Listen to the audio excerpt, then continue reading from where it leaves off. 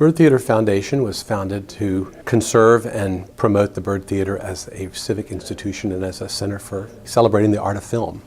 We were originally founded in order to own the theater and to do the repairs and restoration necessary, and as time's gone by, we've evolved into having a sense of ourselves as a civic institution. Many people don't realize just how much we've done. We've spent quite a bit over $1 million on the theater over the last 4 or 5 years. Originally starting with the roof replacement, but then on top of that we've done the new boiler, a new air conditioning, condensing unit and chiller, a new digital projector, which was enormously expensive, and that was sort of unexpected and kind of took the wind out of our sails about a year and a half ago.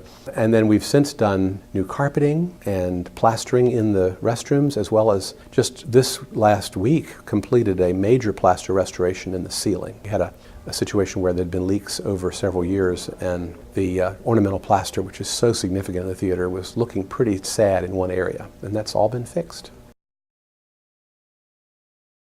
The ramifications of the seat replacement, most people don't really completely understand.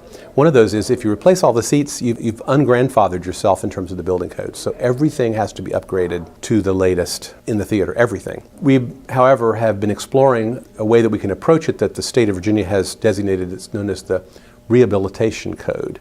And under the Rehabilitation Code, if we do less than 50% of the theater, we can actually not kick in all of the other areas that we eventually want to do, but we can't do all at once. By replacing the center panel of seats, we effectively are doing less than 50% of our seating area, and we can just do that, and there we are, we're done. One of the things that we've discovered as we've explored this in more detail with the seat companies is the fact that we have 80 small cast iron return air mushrooms that are in the floor. When we push those seats farther apart from front to back, we start to shift over those cast iron things that are sticking up in the floor, creating an impossible tripping hazard. So the cost of doing those seats, any seats on the first floor, has dramatically gone up because of the fact that we can't really deal with those, without re-drilling many of those holes. But the seat replacement itself is not a difficult thing to do. It can be done while the theater is still in operation, row by row, or it can be done in a block.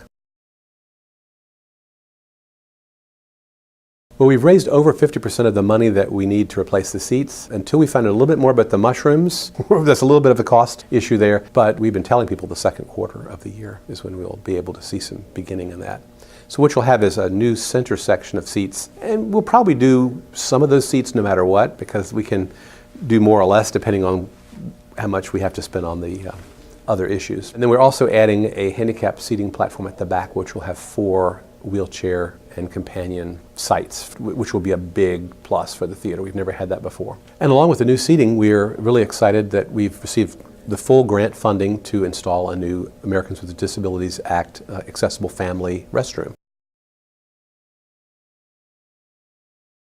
We feel like the messaging that you're getting some kind of bargain at the Woolworths is not really part of what we're trying to do. We're trying to show that we are an institution that curates the art of film. And so we don't feel like leaving off $1 is a rhetorical gesture that necessarily gets us where we need to go.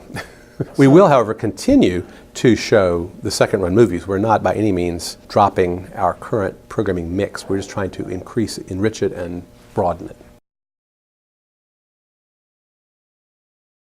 We've actually worked with a film booker from the Boston area who has a lot of experience with doing independent art and first-run commercial films.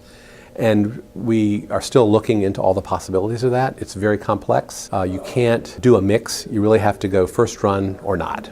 And that means the prices have to reach a certain level, which we're not prepared to do at this point. Frankly, doing a first run in a single-screen cinema, it just isn't practical. So we would either need to acquire another auditorium or create one somehow without damaging our current facility, which we're certainly not going to cut up the auditorium. I should also point out the film industry is changing dramatically week by week almost, and we're seeing changes in the way that films are distributed and the way that films are marketed, that there's certainly a lot of possibility for us to do a kind of mixed presentation as time goes by. Some studios don't want to do that, but other studios are very interested.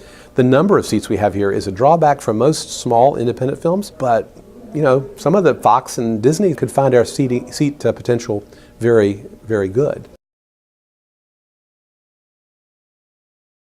We've been a cash business since 1928, and as of just 2 weeks ago, we're now taking credit cards and debit cards. So we have a POS system that's now for tickets and concessions, and we've already seen a substantial increase in concession sales just because people feel comfortable that they can just charge it. We also raised concession prices in the summer, and that doesn't seem to have had any serious drawbacks. We're still much cheaper than our competition.